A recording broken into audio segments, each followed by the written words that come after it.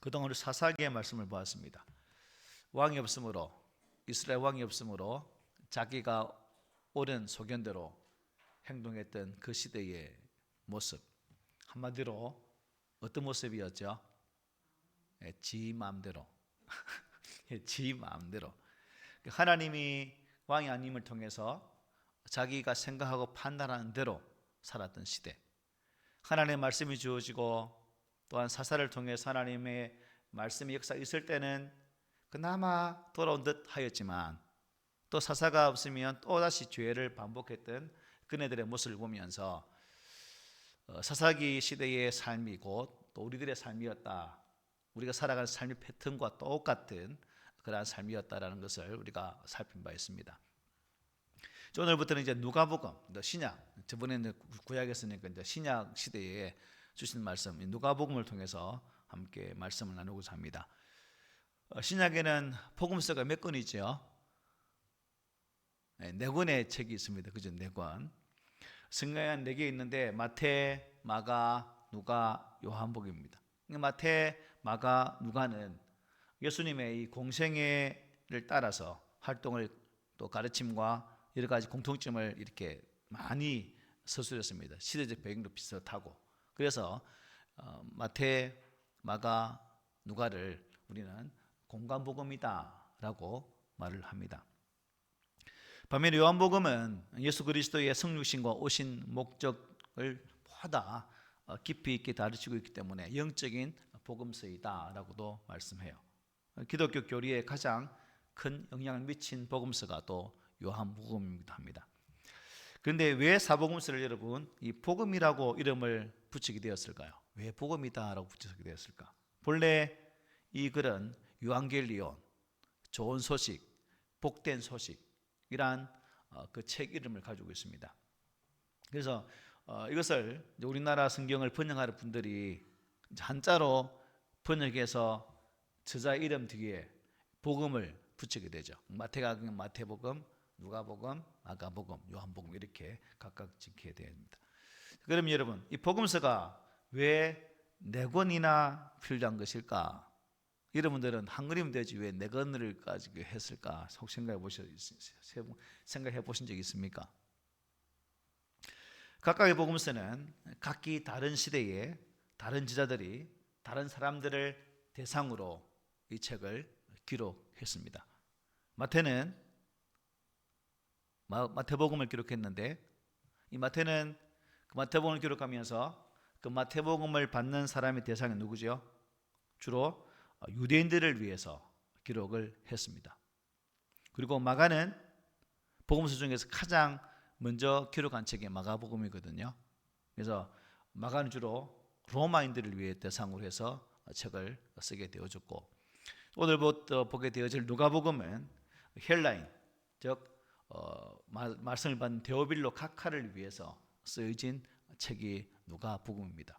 그리고 요한복음은 요한이 교회를 위해서 예수님의 성김의 모습 속에서 예수님의 신성을 강조하면서 기록한 것이 요한복음이다 하는 것이죠. 그래서 복음서는 저마다의 대상 또 기록하는 방향과 목적이 다르기 때문에 비록 4권이지만 다 필요적절하고 하나님이 또 4권을 통해서 우리에게 주시는 목적도 방향도 다른 것을 각기 보게 됩니다. 그래서 각각의 자신의 시대에 자신의 목적에 따라서 기록한 책이기 때문에 우리가 복음서를 통해서도 하나님의 뜻하신 바를 볼 수 있는 거죠. 신약에는 우리가 오해할 수 있는데, 혹시 다른 분들은 복음서를 역사서로 오해하면 안 됩니다. 역사서가 아니고 역사서는 아니라고 보는 게 좋습니다. 그래서 오늘부터 우리가 살펴보려고 하는 누가복음은 다른 복음서에는 기록되지 않는 또 다른 내용들이 비교적 많이 있는 책이 누가복음입니다. 특별히 누가복음 1장에서부터 2장을 보면 다른 복음서에는 기록되지 않은 예수님의 그리고 세례 요한의 탄생 고지, 천사를 통해서 예수가 누구에게, 요한이 누구에게 태어날 것이다라는 그 내용을 천사가 알려주는 내용이 언급되고 있습니다. 그리고 키가 작아서 뽕나무에 올라간 사람이 누구죠?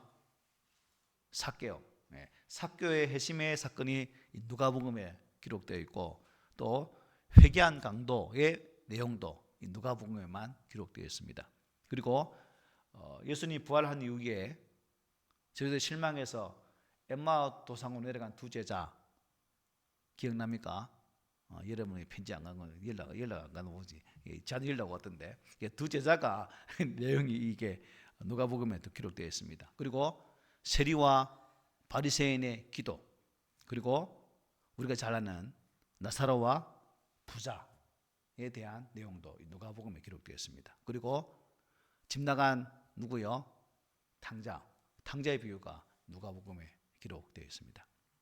그래서 누가복음의 독특성을 강조하는 기록. 그래서 마태나 마가는 기록하지 않지만 누가복음 또 이것을 통해서 또 우리에게 새로운 말씀의 메시지를 전해주고 있는 것을 보게 됩니다. 그러면 여러분, 누가복음은 누가 지었다고 했죠? 네, 누가가 지었죠, 그죠? 참 쉬워요. 누가가 지었다. 이렇게 누구나 쉽게 알아맞힐 수 있는, 이걸 모르면 안 되죠. 누가는 누가 기록했다고요? 누가가 기록했다. 네. 이거 퀴즈 내면 못 맞히는 분도 계세요. 퀴즈를 내는데 성경 기자 하는데 여러분 누가복음은 누가 기록했지요? 답을 갈지도 몰라요. nen가? 어쨌든 성경 여러 곳을 통해 누가복음을 기록했다는 사실을 보게 됩니다. 누가는 여러분 유대인일까요? 이방인일까요? 이방인입니다. 신약 성경 중에서 유대인이 아니면서 성경을 기록한 사람은 바로 이 누가밖에 없어요. 누가밖에. 그러면 누가가 여러분 이 이방인인 것을 어떻게 알 수 있을까요? 바울이 골로새 교인을 향해서 보낸 편지를 보면 문안 인사가 나오는 것을 보게 됩니다. 특히 골로새서 4장 11절부터 14절에 보면 누가와 또 그 위에 사람들을 등장시켜서 할례를 받은 사람과 그렇지 못한 사람이란 이 비교를 이름을 통해서 할례 받지 않은 사람이 누가이기 때문에 누가가 이방인이다 하는 사실을 우리에게 잘 보여주고 있습니다. 이것을 보면 우리가 알 수 있고 또 누가의 직업이 뭐였죠? 의사. 골로새서 4장 14절 이렇게 말해요. 사랑을 받는 의사 누가와 또 데마가 너에게 문안한다라고 말해요. 의사다, 그죠? 의사. 사랑받는 의사 누가. 그래서 누가는 바울과 초대교회 성도들에게 의사로서 참 많은 도움을 주었던 인물이었습니다. 또한 이 누가는 바울의 개인 뭐라고도 부지 개인 주치라고도 이렇게 불렸습니다. 그래서 바울이 선교할 때 항상 바울 옆에서 바울을 도왔고 또 바울이 가지고 있었던 지병, 육신의 가시와 같은 그 질병들을 항상 돌면서 도왔던 사람이 바로 이 의사 누가였습니다. 그러니까 선교적 차원에서도 큰 역할을 했던 분이 바로 누가라고도 볼 수 있는 거죠. 그리고 방금 말씀드린 것처럼 복음 선교에 또 이 누가는 직접 동참을 하게 됩니다. 이방인인 누가가 어떻게 해서 예수를 믿게 되었는지 또 어떤 일을 인해서 선교 사역에 동참했는지는 우리는 잘 알지는 못해요. 내용이 없기 때문에. 그러나 많은 대부분 학자들은 그가 이방인 교회가 최초로 세워진 어디 안디옥 교회 출신으로 보고 있습니다. 그래서 안디옥 교회에서 교인되어 거기서 바나바와 바울을 만나 신앙생활을 하게 되어지고 또 함께 선교 사역에 동참하게 되는 그러한 모습을 보게 됩니다. 특히 누가는 바울의 제2차 선교 여행 때 그때부터 로마 투옥 때까지 계속 그 얘기 되셨고 바울이 순교하기 직전까지 그를 도왔던 가이사랴 감옥에서도 그를 함께 이렇게 보았던. 그래서 우리가 간혹 바울 선교 여행 영화를 보면 어느 집에 머물면서 그 집에서 누가 또 천막만사 누구였죠? 천막만 사람 갑자기 생각이 안 납니다. 목사가 생각 안 나면 안 되는데 이게 나를 묵어가는 것 같아요. 하여튼 그 부부와 함께 그곳에 머물면서 주의 사역을 감당했던 그러한 적이 있습니다. 그래서 이 누가는 하나님의 거룩한 복음에 동참하면서 그 사역까지 감당했던 그러한 주의 제자 사도였다는 사실을 보게 되죠. 특별히 디모데후서 4장에 보면 바울이 이제 디모데후서 같은 경우는 어떤 책입니까? 유언과도 같은 책이죠. 바울이 모든 사역을 마무리하면서 믿음의 아들 디모데에게 보낸 마지막 편지라고 볼 수 있습니다. 그게 4장 10절에 보면 이렇게 말해요. 데마는 이 세상을 사랑하여 나를 버리고 데살로니가로 갔고, 그레세게는 갈라디아로, 디도는 달마디아로 갔고, 누가만 나와 함께 있느니라. 내가 올 때에 마가를 데리고 오라. 저가 나의 일에 유익하다라고 말하고 있습니다. 누가는 이방인이었고 의사이자 선교사이기 때문에 누가복음에는 이러한 누가의 특성이 아주 잘 나타나는 것을 보게 됩니다. 이방인답게 예수님께서 이방인에게 행하신 활동에 대한 기록이 자세하게 나와 있습니다. 예수님의 족보라든가 또 복음에 대한 그런 부분들. 그리고 누가복음과 사도행전의 로마의 형제들의 이름과 또 당시 로마의 고위 지도자의 이름을 곳곳에 나오는 것 또한 이 누가가 그러한 편에서 자세히 살폈던 내용들 중에 하나라는 것을 볼 수 있고, 또 그 시대의 흐름을 따라서 한마디로 의사였지만 세계적 선교에 관심을 가지고 있었던 그이기 때문에 그 당시에 말로 표현하면 아주 세계화에 최적화되어진 그러한 준비된 하나님의 사역자라는 사실을 우리가 보게 됩니다. 또 그는 이방이기 때문에 다른 복음서 기자와는 달리 이 헬라의 역사가들이 기록하는 방식을 취해서 이 말씀을 기록해 주고 있어요. 먼저 수신자와 편지를 쓰는 이유를 밝히는 것도 바로 헬라식 방식이라고 볼 수 있습니다. 또 그는 의사이기 때문에 다른 복음서에서보다 당시 소외된 자들, 특별히 환자들에 대해서 아주 자세하게 기록하면서 예수님께서 그들을 치료하시는 모습도 자세하게 말씀을 해줘요. 또 그는 선교사이기 때문에 복음을 전파하는 일에 깊은 관심을 가지고 누가복음을 기록하고 있는 것을 보게 됩니다. 다른 복음서 기자들이 주로 예수님의 말씀과 행적을 기록하면서 이 공동체 구성원들의 교육하는 그런 신앙적 그런 모습을 강조했다면, 누가는 주로 복음을 전하는 일에 관심을 많이 가지고 기록했다고 볼 수 있죠.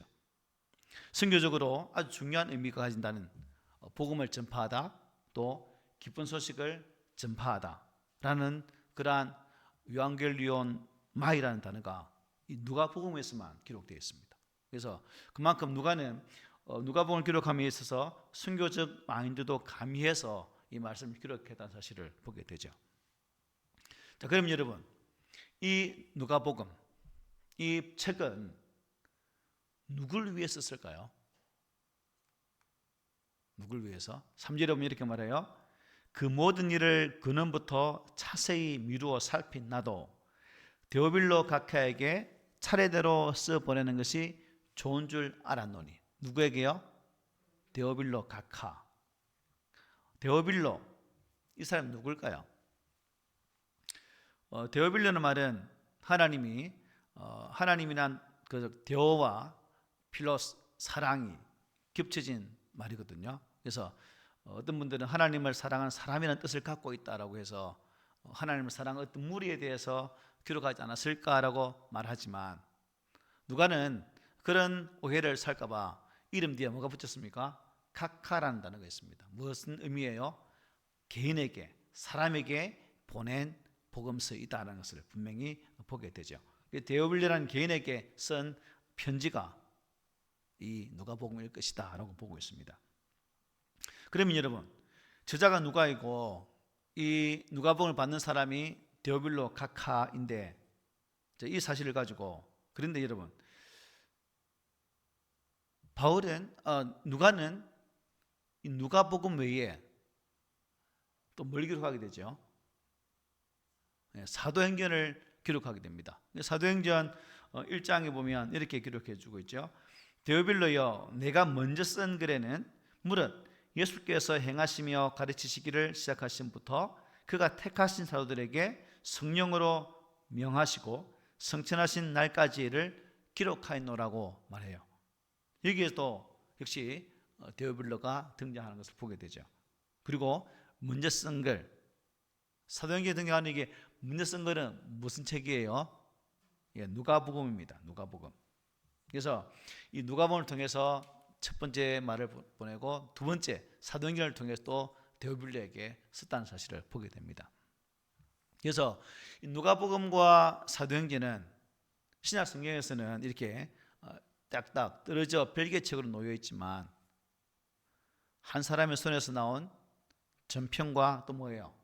속편, 후편으로 하근과 상근의 그러한 관계를 가지고 있다고 볼 수 있습니다. 그래서 어떤 사람은 누가복음을 데오빌로 전서, 사도행전을 데오빌로 후서라고도稱하는 사람도 있습니다.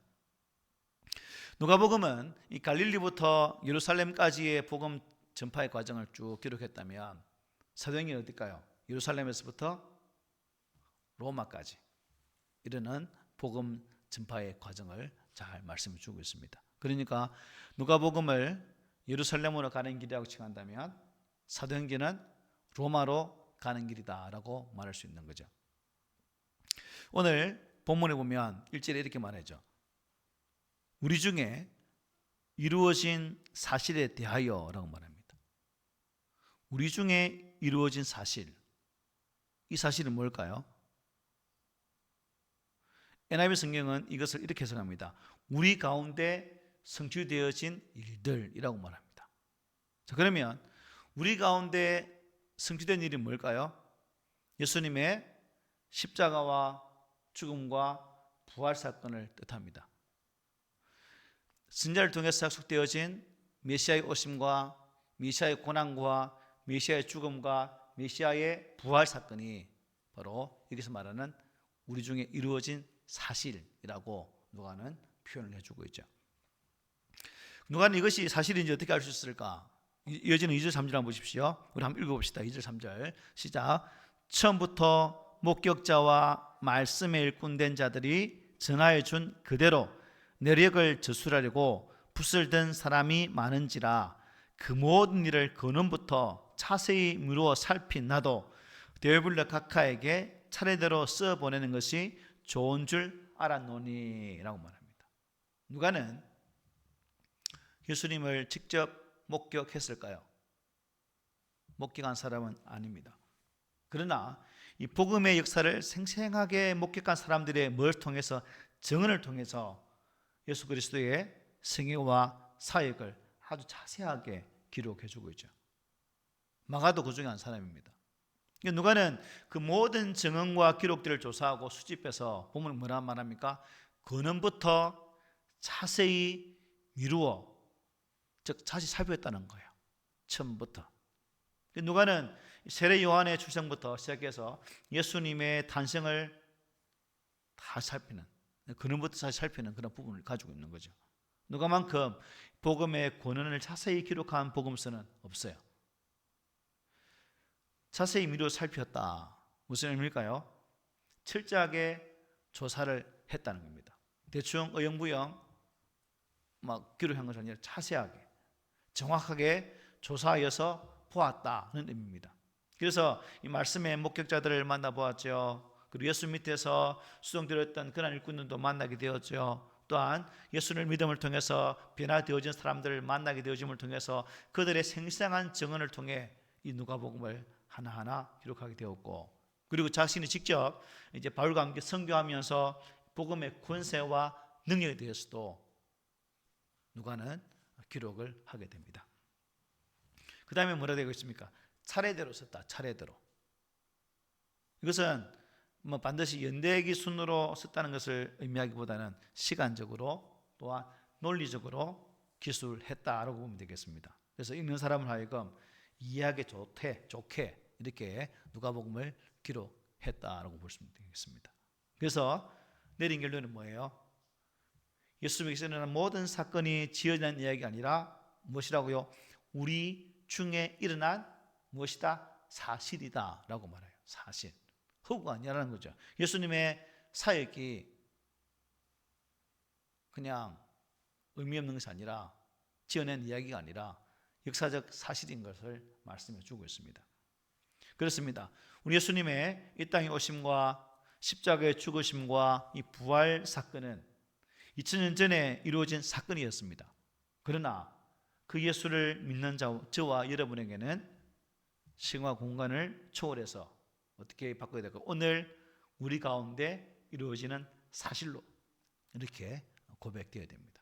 그래서 예수님의 사역, 예수님의 구원 사역은, 들어보세요. 집사님 들어보세요. 예수님의 구원 사역은 우리 가운데, 즉 내 인생 가운데 이루어진 사실로 우리가 고백을 해야 됩니다. 누구 가운데? 내 인생 가운데 이루어진 일이다. 그래서 그 십자가의 은혜는 오늘도 동일하게 역사됩니다. 지금도 십자가의 능력은 변함없이 시공간을 초월해서 이루어지고 있는 거예요. 오늘 이 시대에 우리에게, 또 우리의 다음 세대들에게도 동일하게 이 말씀은 역사하게 될 것입니다. 지금도 예수님의 보혈은 변함없이 역사되고 있는 거죠. 여러분, 신앙이 뭘까요? 신앙이 뭐예요? 본 말씀처럼 우리 중에 이루어진 사실을 믿음으로 받아들이는 거죠. 이게 신앙입니다. 예수님께서 행하신 그 모든 일들을 믿음으로 받아들이는 것, 이게 참 신앙이에요. 그래서 온전치 않는 믿음은 예수님께서 행하신 일들을 여러분 믿음을 받아들일 수 있을까요? 못 믿어요. 안 믿어요. 아무리 믿으라 해도 안 믿어요. 그런데 어떤 사람은 예수님 믿고 구원받으세요 한마디만 해도 예수 믿고 구원받은 사람이 있죠. 이게 바른 신앙으로 가는 지름길입니다. 그럼 여러분, 이 누가복음을 쓴 목적이 있을 거예요. 그죠? 목적. 사절에 보면 이렇게 기록하고 있습니다. 우리 함께 읽어봅시다. 시작. 이는 각하가 알고 있는 바를 더 확실하게 하려 함이로다. 각하가 누가예요? 데오빌로. 오늘에 적용하면 김효성이, 네, 여러분들 각자가 이 각하라는 이름에 넣으면 되겠죠. 누가가 이 복음서를 기록하게 된 목적 중에 하나는 개송한 지 얼마 되지 않는 믿음이 연약한 로마의 관료, 고위 관료인 데오빌로라 하여금 그 배운 것이 확실하게 하도록 하기 위함이라는 거죠. 우리가 예배를 드리고 말씀을 배우는 이유도 마찬가지죠. 예수가 누구인지 더 확실하게 알고 깨닫기 위함인 거예요. 그래서 누가는 바로 혹 데오빌로가 연약한 신앙으로 인해서 그 신앙이 흔들릴까 봐 염려가 되어졌는가 봐요. 그래서 그 흔들린 신앙을 흔들리지 않도록 확실하게 세우기 위해서 누가복음을 기록했다라고 누가는 이렇게 전개해주고 있습니다. 아마도 누가 자신이 역사가들이나 주경학자들을 보면 데오빌로에게 복음을 전가한 사람으로 이렇게 볼 수도 있다라고도 말합니다.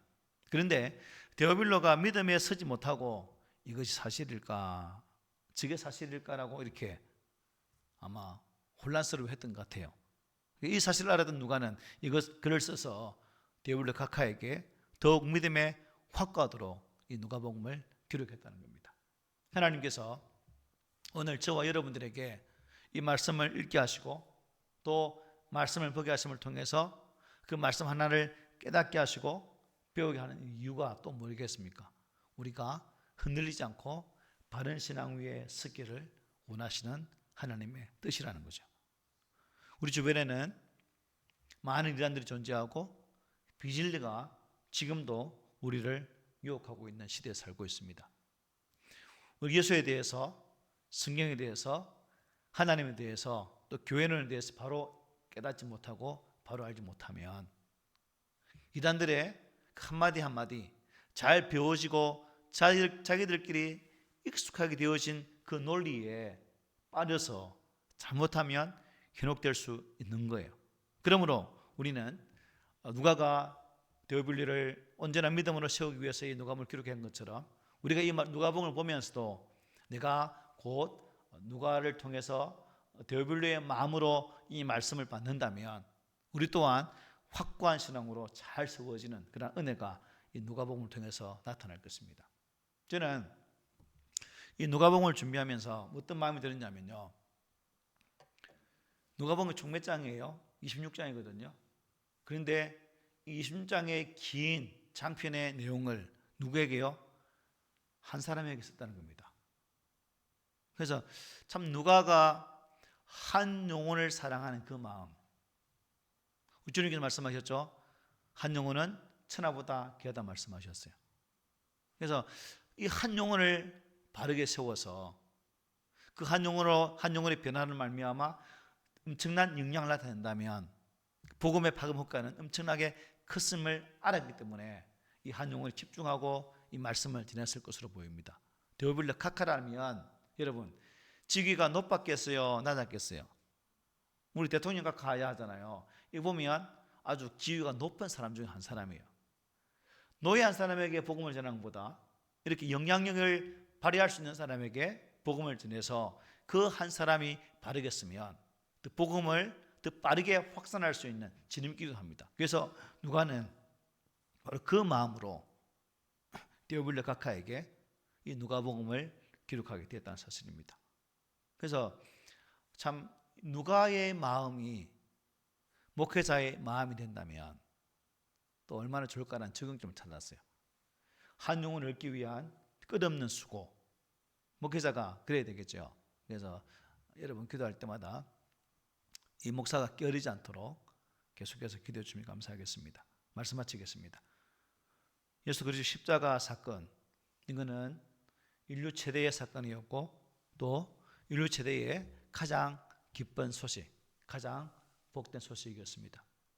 그리고 누가를 통해서 기록되어진 이 말씀은 데오빌로라는 한 사람에게 전하는 말씀이지만 오늘 이 시대의 데오빌로인 우리 각자가 이 말씀을 받고 그리고 우리가 이 복음 안에서 나를 세워가고 또 이 복음 안에서 우리의 교회를 잘 세워가고 그로 말미암아 이 땅 위에도 하나님의 거룩한 복음의 은혜가 확장되어지는 그것을 일에 쓰임받는 저와 여러분들이 되기를 소망합니다. 우리 중에 이루어진 사실, 내 삶 가운데에 이루어진 분명한 예수 그리스도의 역사의 사실, 이것을 나의 삶자리에서 잘 나타내는 그러한 성숙한 믿음의 소유자들이 되시기를 오늘 말씀으로 권면을 드립니다. 아멘.